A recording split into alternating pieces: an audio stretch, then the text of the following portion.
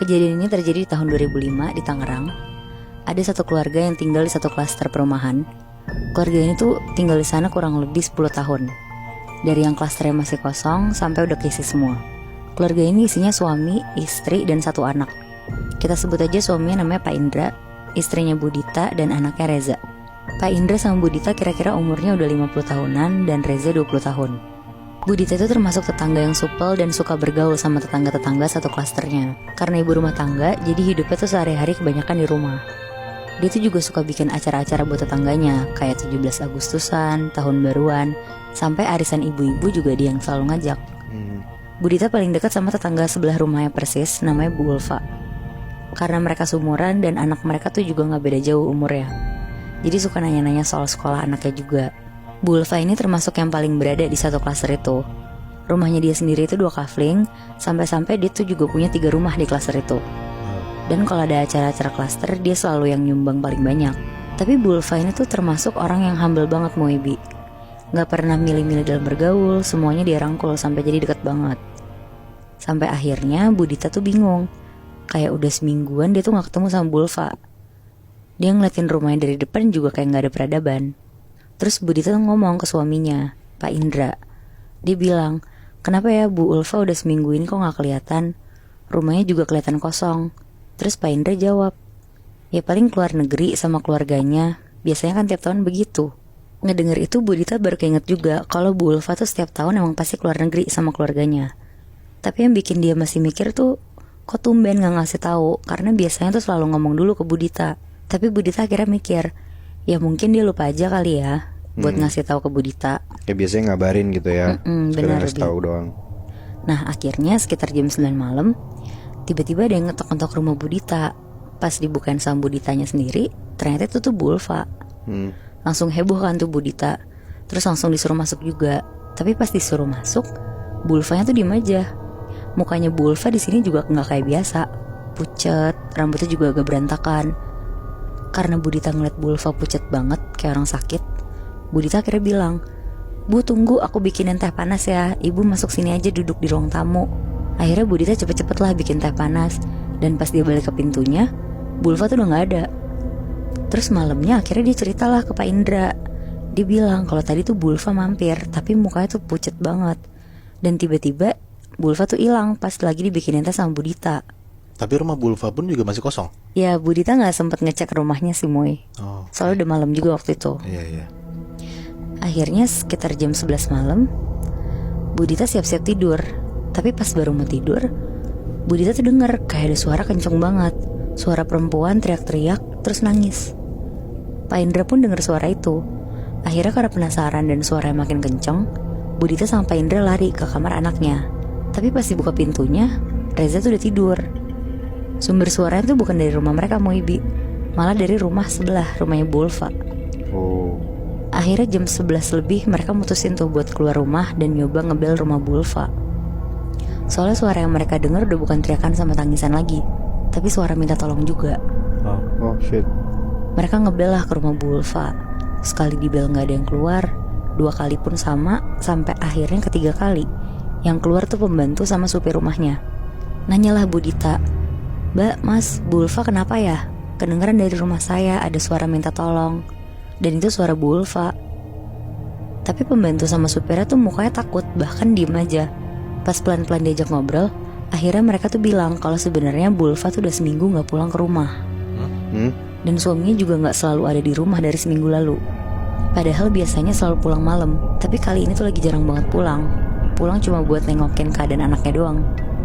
Di situ Budita sama Pak Indra tuh kaget banget, karena baru aja tadi jam 9 malam Bu Ulfa kan nyamperin ke rumahnya Budita kan. Nggak denger itu akhirnya Budita sama Pak Indra gak mau perpanjang obrolan.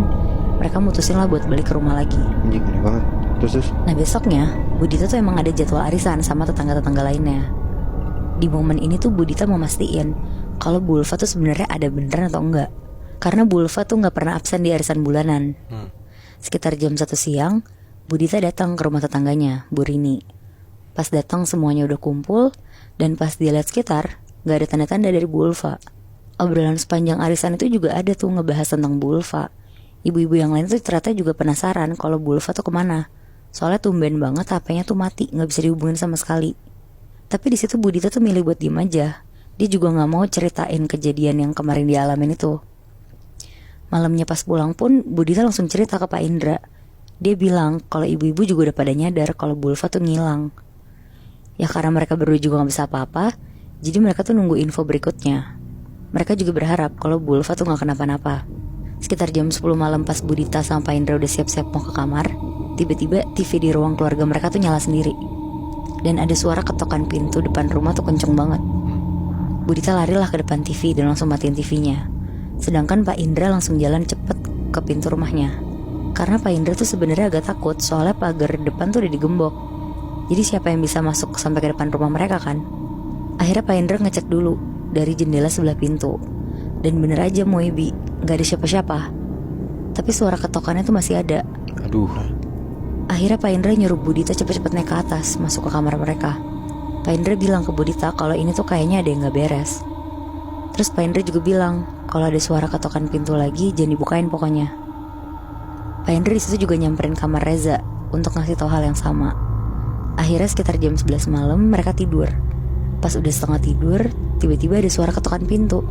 Tapi dari kamar Budita dan ketokannya tuh pelan kali ini.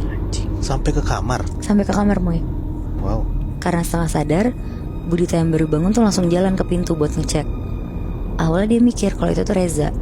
Tapi pas dibuka, ternyata itu tuh Bu Ulfa yang udah berdarah-darah, bajunya robek-robek, kepalanya tuh ketancep pisau sambil bilang, "Tolong." Aduh, anjing serem banget. Wah, ngeliat itu Budita tuh langsung banting pintu, lari, terus langsung bangunin Pak Indra. Di malam itu juga Moibi, mereka berdua langsung nyamperin rumah Bu Ulfa. Mereka ngebel berkali-kali sampai ada yang bukain. Sampai mereka di situ tuh juga manggil satpam dan RT yang juga tetangga mereka, buat mastiin kalau Bu Ulfa ini tuh gak kenapa-napa. Nah rencananya mereka semua tuh mau masuk ke rumahnya Bu Ulfa. Tapi sebelum maksa masuk, akhirnya pembantu sama supirnya ini tuh bukain pintu. Mimik mereka tuh penuh ketakutan gitu loh. Dan tanpa ada perlawanan, mereka tuh langsung bolehin Budita, Pak Indra, RT sama satpam buat masuk ke dalam rumah. Di dalam rumah Bu Ulfa pada saat itu tuh kosong. Anaknya Bu Ulfa di situ tuh juga lagi nginep di rumah temennya, karena orang tuanya juga nggak pulang-pulang. Jadi kenapa pembantu sama supirnya langsung izinin masuk tuh? Karena sebenarnya udah semingguan ini, setiap malam mereka tuh dengar dari kamar Bu Ulfa ada suara teriakan, nangis dan juga minta tolong. Tapi karena mereka tahu Bu Ulfa nggak di rumah, mereka tuh nggak berani naik ke kamarnya yang ada di lantai 3. Akhirnya mereka rame-rame naik ke kamar Bu Ulfa dan sesuai dugaan, kamarnya tuh dikunci.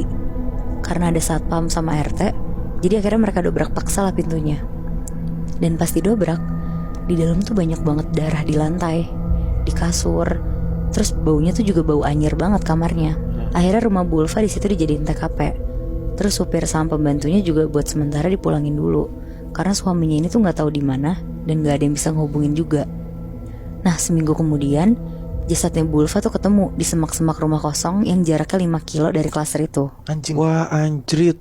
Dan ternyata Moibi, katanya Bu Ulfa ini tuh dibunuh dengan sadis sama suaminya, yang ternyata pakai pesugihan dan jadiin Bu Ulfa sebagai tumbal. Fuck. Anjrit. Berarti selama ini Bu Ulfa hilang bukan karena keluar negeri tapi karena meninggal. Iya bener Moy. Wah anjing Bi. Wow. Terus sampai sekarang suaminya gimana, Nat? Setahu gue sih sampai sekarang masih dicari nih Moy suaminya. Karena katanya suaminya tuh pindah-pindah mulu. Wah anjing. Berarti si arwahnya Bu Ulfa masih gentayangan dan ngeganggu tetangga-tetangganya Bi. Ya iya sih Moy, buktinya aja si Budita itu dimintain tolong terus kan berhari-hari. Kayak sweat. Itu kerasa teror juga ya, karena ya sebenarnya nggak serta-merta teror dari orang jahat sih, tapi ya tetangga lo yang minta tolong ke lu sebagai tetangganya berasa jadi teror juga sih. Iya karena aku juga masih gak habis pikir gitu loh. Kadang kan emang orang lain yang ngelakuin sesuatu atau hal-hal mistis itu dilakuin sama orang lain kan.